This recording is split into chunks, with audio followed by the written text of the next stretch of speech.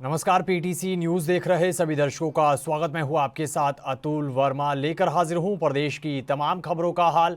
Bulletin की शुरुआत करेंगे, लेकिन सबसे पहले एक नजर हेडलाइंस पर। विधानसभा चुनाव को लेकर कांग्रेस ने जारी की 32 उम्मीदवारों की पहली सूची। विनेश फोगाट को जुलाना विधानसभा सीट से उतारा चुनावी मैदान में। कांग्रेस उम्मीदवारों की सूची पर अनिल विज ने कसा तंज। कहा, कांग्रेस ने सुरेंद्र पवार को सोनीपत से दिया टिकट, लेकिन वो जेल में। हुड्डा पर भी चल रहे केस। विनेश बजरंग के कांग्रेस में शामिल होने पर बोले मुख्यमंत्री सैनी। कहा, कोई कहीं भी जा सकता है, लेकिन कांग्रेस कर रही झूठ की राजनीति। महेंद्रगढ़ विधानसभा सीट पर दिखी अजब तस्वीर। पाली गांव के कैलाश चंद ने भाजपा के नाम से भरा नामांकन। पार्टी ने अभी नहीं की है उम्मीदवार की घोषणा। और पीटीसी न्यूज से बातचीत में कपूर वाल्मीकि का बयान। कहा, 25 साल से भवानीखेड़ा की जनता के बीच हूं। विशंबर वाल्मीकि के आरोपों को बताया निराधार।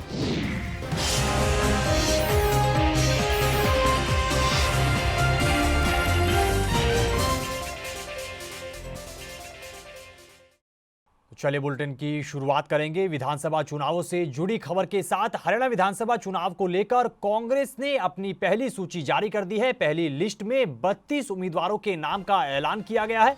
वहीं कांग्रेस ने शुक्रवार को ही पार्टी में शामिल हुई पहलवान विनेश फोगाट को जींद की जुलाना विधानसभा सीट से अपना उम्मीदवार बनाया है। इसके अलावा पूर्व सीएम भूपेंद्र सिंह हुड्डा को गढ़ी सांपला किलोई विधानसभा सीट से एक बार फिर से टिकट दिया गया है।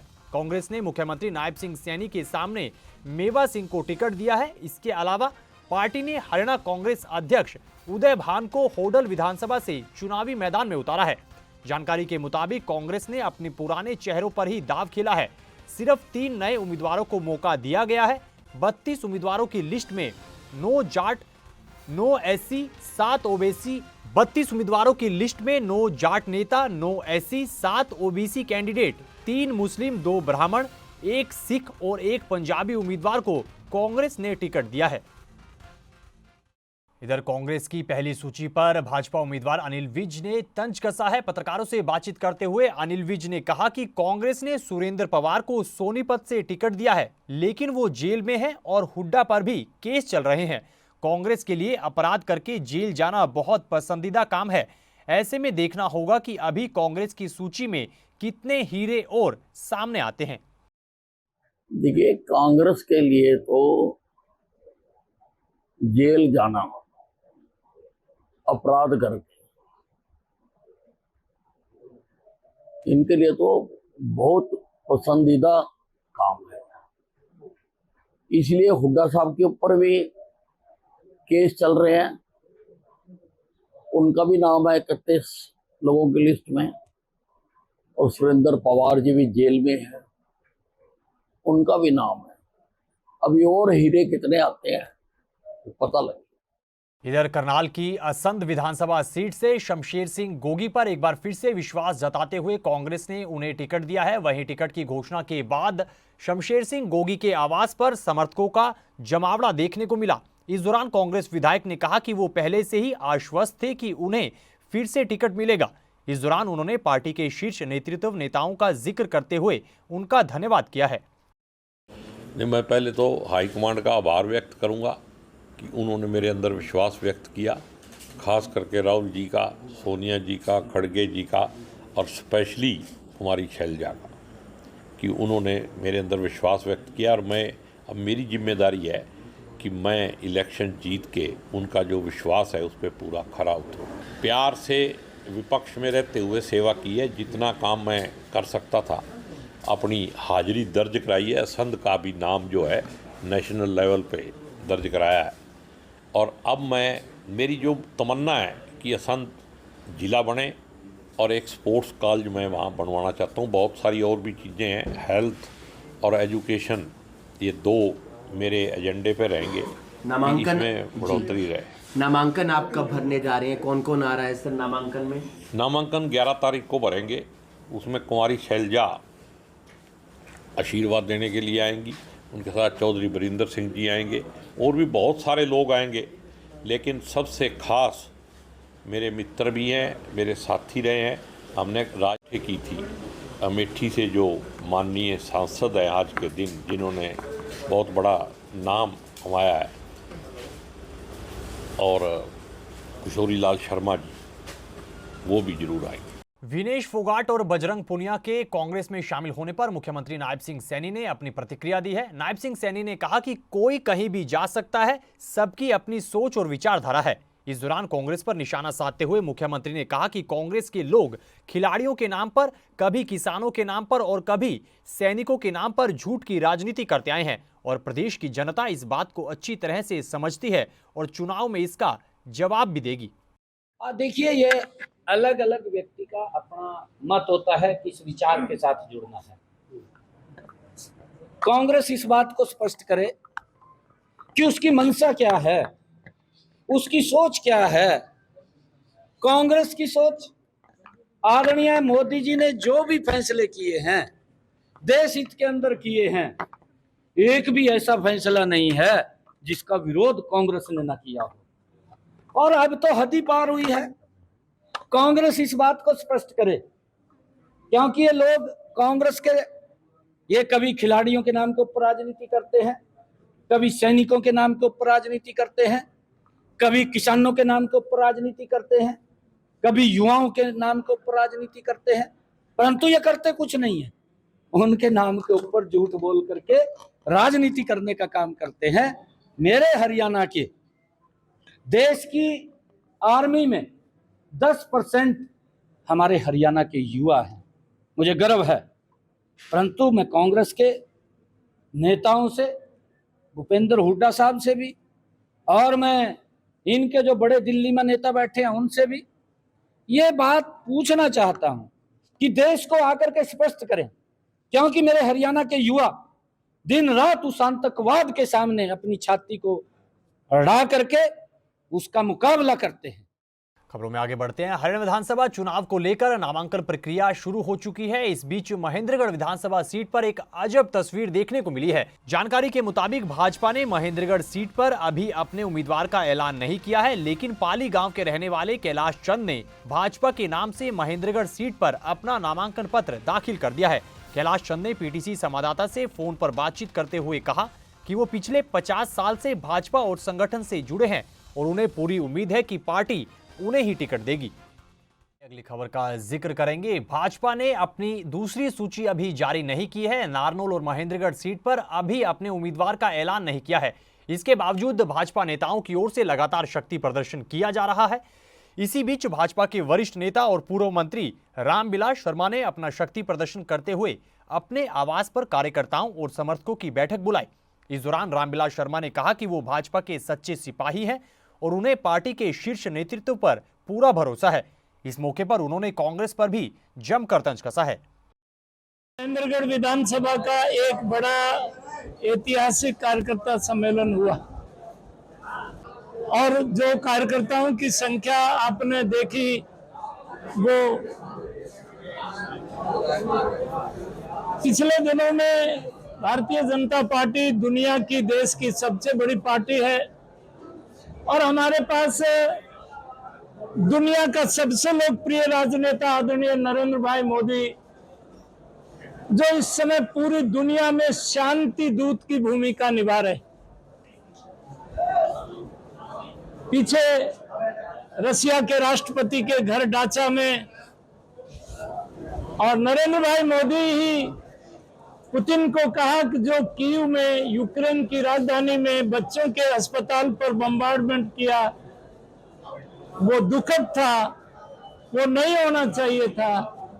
और 1.5 महीने बाद हमारा यशस्वी प्रधानमंत्री नरेंद्र भाई मोदी यूक्रेन के राष्ट्रपति व्लादिमीर जेलेंस्की से बंकर से बाहर लेके आए, उसको पीठ पर हाथ रखा कि मैं शांति वार्ता के लिए पूरा जोर लगाऊं। उन्होंने भी इस बात का समर्थन किया है कि भारत के प्रधानमंत्री नरेंद्र भाई मोदी की मध्यस्थता हम स्वीकार करते हैं। विधानसभा चुनाव को लेकर हमारे पीटीसी संवाददाता सुनील कुमार ने सफीदों पहुंचकर लोगों की चुनावी राय जानने की कोशिश की है। इस दौरान लोगों ने कहा कि भाजपा ने बाहरी उम्मीदवार को टिकट दिया है, ऐसे में वो भाजपा को वोट नहीं करेंगे। इस दौरान लोगों ने खराब सड़कों का मुद्दा भी उठाया और कई अन्य मुद्दों का जिक्र भी किया है। तो जी अब की बार इलेक्शन आ चुके हैं, तो क्या मूड है जनता का? वो जनता का तो यो है, हल्के का आदमी होना चाहिए कोई, यो मूड है। हल्के बिना बहुत को नहीं मिलती, हल्के का हो चाहे कोई सा हो, हल्के का होना चाहिए। हम तो उस पर राजी है, इस पर कोई राजी नहीं है। तो अब बीजेपी ने तो अपना उम्मीदवार नारनौंद से उतार दिया है। हाँ तार दिया तो फिर आप चले जाओगा। हम तो सीधी बात है। हाँ चुनाव तो कौन लड़ता है, देख लिए। चुनाव तो लड़ेगा, और चुनाव लड़ने के लिए तो आया ही है। हाँ फिर चांस मुश्किल है अपने चांस, और हल्के का होता नहीं फिर तो पब्लिक। हम तो यह कर हल्के वाले तो वोट देकर आ दिया। तो यहाँ किसका माहौल है स्पीकर के अंदर? मोर तो जी टिकट आओगे जी भाई, मन मान लगे टिकट किधर मिल जाए, ये भी इसका तो माहौल है नहीं। इधर टिकट मिल की जरूर है, पर सीट काटनी मुश्किल है।